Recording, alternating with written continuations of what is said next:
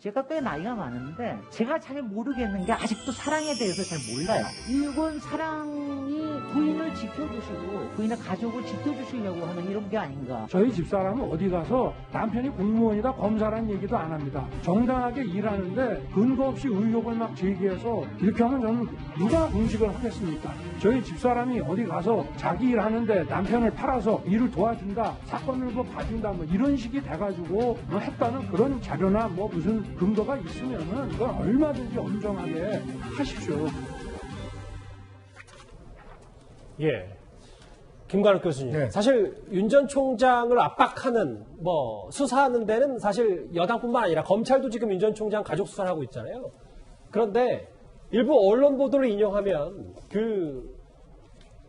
도이치모터스 사건, 그러니까 윤 전 총장 부인 관련 사건과 무관한 압박성 질문을 했다 검찰이, 이건 과도한 윤 전 총장 정치 공세 아니냐, 뭐 이런 의혹 보도가 나왔거든요. 그러니까 그 관련해서 그걸 수사를 담당했던 분이 이게 별건 수사인데 이제 왜 하느냐, 그래 항의를 받고 이제 뭐 인사 조치가 됐다 뭐 이런 건데, 저는 별건 수사해가지고 인사 조치됐다 그러면 검찰이 많이 변화된 것이다 뭐 이렇게 생각을 해요. 그러니까 우리가 조국 전 장관 얘기가 계속 나오는데, 조국 전 장관의 문제는 사실은 우리가 아는 대로 펀드로 시작하잖아요. 그런데 그것에 별건에 막 겹쳐가지고 지금 많은 것들이 나왔는데, 그때는 뭐 별건 수사에도 인사조치 같은 거 없었던 거잖아요. 그러니까 검찰이 좀 좋아진다 뭐 이렇게 해석을 해도 좋을 것 같고, 아까 이제 공작을 말씀하셨는데, 공작이란 건 없는 사실을 만들어가지고 누군가를 이제 씌우는 거죠. 여기에서 지금 송영길 대표가 얘기하는 거는 검증을 얘기하는 겁니다. 엑스파일이라는 단어는 그런 어떤 문건들이 돌아다니는데 거기에서 이제 문건 제목을 얘기하는 건데,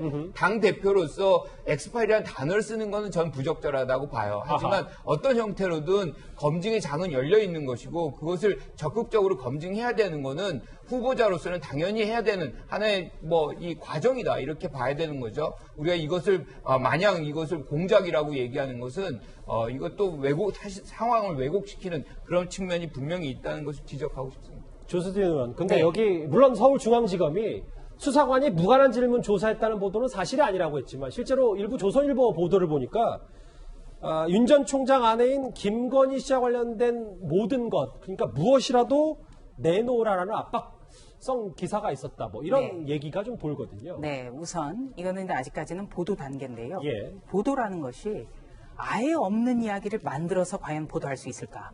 여기에 대해서 좀 의혹을 우리는 가져야 됩니다. 그래서 이 부분에 대해서 다른 언론도 아마 취재를 하고 있을 거다, 이 말씀을 드리고요.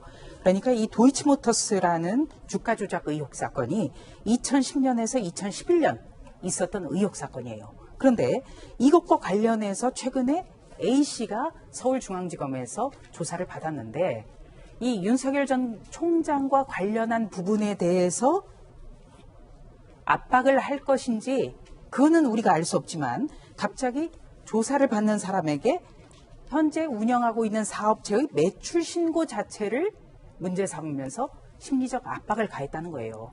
이거는 완전히 다른 별개의 사건, 그러니까 별건 수사로 옮겨가려고 한 정황은 있는 거죠. 물론 서울중앙지검 측에서는 보도 내용은 사실이 아니라고 했지만 이 부분에 대해서도 짚어봐야겠다. 그리고 금방 말씀드린 대로 도이치모터스 주가 조작 의혹 사건이 2010년, 2011년 주가 조작이 있었다는 의혹이 있었는데, 이때 윤석열 전 검찰총장의 부인이 어떤 관여를 했다라는 의혹이거든요. 그런데 2010년, 2011년 이때는 윤 전 총장이 결혼하기 이전이에요. 그렇다면 결혼하기 이전의 사건까지도 결혼 후에 남편이 문제가 될까? 이 부분도 조금 의아해요. 크게 봤을 때요? 왜냐하면은 이것이 진짜 문제가 되려면 검사 시절에 어떤 수사를 제대로 안 했다든가, 아니면 검찰총장으로서 수사를 어떻게 보면 못하게 했다라든가, 어떤 그렇게 번져야만 우리가 어떤 신빙성을 가질 수가 있거든요. 그 부분에 대해서도 한번 좀 생각해 볼 필요가 있다고 봅니다.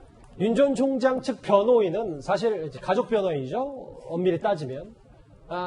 관련자 수십 명을 서울중앙지검이 반복해서 조사해서 조사를 거듭하고 별건 수사까지 계속 시도하면서 무리한 수사가 지속되고 있다, 이런 입장까지 밝혔습니다.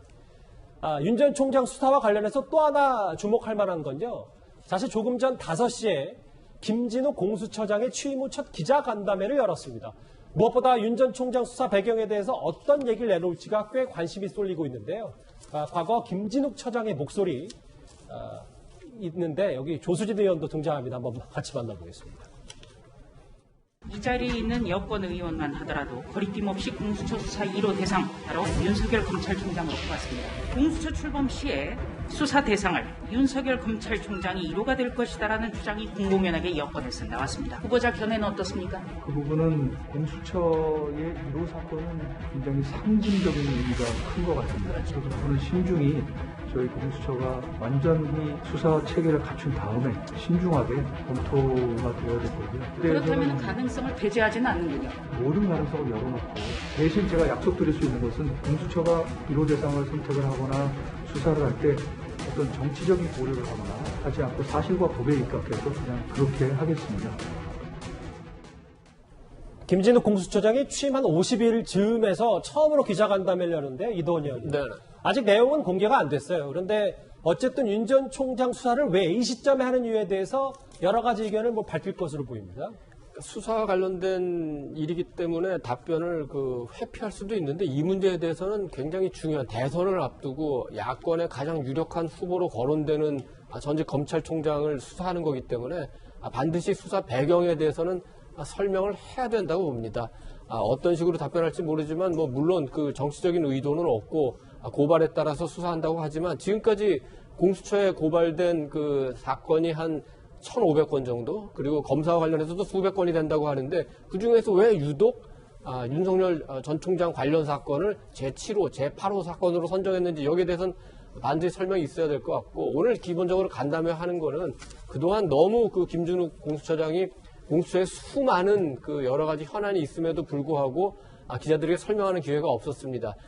1월에 그 공수처가 출범하고 나서 화상 간담회 한번 하고, 그다음에 출퇴근 하는 자리에서 조금씩 기자들의 질문을 받았는데 코로나나 여러 가지 이유로 해서 지난 50일 동안 기자들의 질문을 받지 않았습니다. 그래서 그동안 쌓인 질문이 굉장히 많아요. 이 문제도 있고, 이성윤 지금 이제 서울고검장 됐습니다만 중앙지검장 시절에 황제 수사했다는 그런 논란, 또 그와 관련해서 그걸 취재했던 그 언론사에 대한 사찰 의혹, 그다음에 이첩권이 제2첩권이 누구에게 있느냐 이런 문제, 검찰과 공수처 간의 역할 분담 이런 거에 대해서 속 시원하게 얘기를 해야 되는데, 지금은 아무튼 정치적으로는 왜 7호, 8호 사건으로 윤석열 전 총장 사건을 선정했는지, 특히 두 사건이 옵티머스도 그렇고 한명숙 모해 위증 사건도 그렇고 이미 다 문제가 안 된다고 결론이 났거나 판결이 난 사건을 왜 선정했는지 여기에 대해서 명확한 설명을 해야 될 것 같습니다.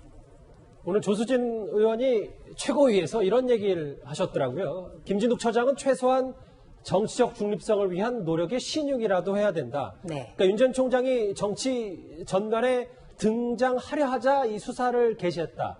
시점에 대해서 조 의원님도 계속 캐묻고 있다. 이렇게 저희가 해석하면 됩니까? 네, 우선 제가 김진욱 공수처장 인사청문회에 인사청문 특위위원으로 들어갔었죠. 예. 이때 끊임없이 물어온 게 과연 정치적 중립성을 약속할 수 있느냐?